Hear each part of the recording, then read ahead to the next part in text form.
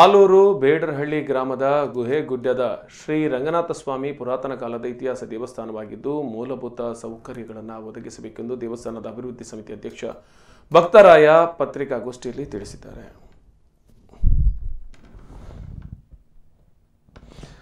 ಪಟ್ಟಣದ ಪತ್ರಕರ್ತರ ಕಚೇರಿಯಲ್ಲಿ ಆಯೋಜಿಸಿದ್ದ ಪತ್ರಿಕಾಗೋಷ್ಠಿಯನ್ನು ಉದ್ದೇಶಿಸಿ ಮಾತನಾಡಿದ ಅವರು, ಶ್ರೀ ರಂಗನಾಥಸ್ವಾಮಿ ದೇವಸ್ಥಾನ ಚೋಳರ ಕಾಲದಲ್ಲಿ ಸ್ಥಾಪಿತವಾಗಿದ್ದು ಮಹಾಮಹಿಮನನ್ನು ಹೊಂದಿದೆ. ಸುಮಾರು 300 ವರ್ಷಕ್ಕೂ ಹೆಚ್ಚು ಇತಿಹಾಸವಿರುವ ದೇವಸ್ಥಾನ ಮುಜರಾಯಿ ಇಲಾಖೆಗೆ ಒಳಪಟ್ಟಿದ್ದು ತುಂಬಾ ಶಿಥಿಲ ವ್ಯವಸ್ಥೆಯಲ್ಲಿದೆ. ಗ್ರಾಮದಿಂದ ಸುಮಾರು 3 ಕಿಲೋಮೀಟರ್ ದೂರದಲ್ಲಿರುವ ದೇವಸ್ಥಾನಕ್ಕೆ ಅವಶ್ಯಕತೆ ಇರುವ ರಸ್ತೆ, ಚರಂಡಿ, ಕುಡಿಯುವ ನೀರು, ದೇವಸ್ಥಾನದ ನಿರ್ಮಾಣ, ಗರ್ಭಗುಡಿ ನಿರ್ಮಾಣಕ್ಕೆ ಸುಮಾರು 3 ಕೋಟಿ ರೂಪಾಯಿ ಅಂದಾಜು ವೆಚ್ಚವಿದ್ದು ಜನಪ್ರತಿನಿಧಿಗಳು ಸರ್ಕಾರದಿಂದ ಅನುದಾನ ಪಡೆದು ದೇವಸ್ಥಾನದ ಅಭಿವೃದ್ಧಿಗೆ ಶ್ರಮಿಸಬೇಕು ಎಂದರು.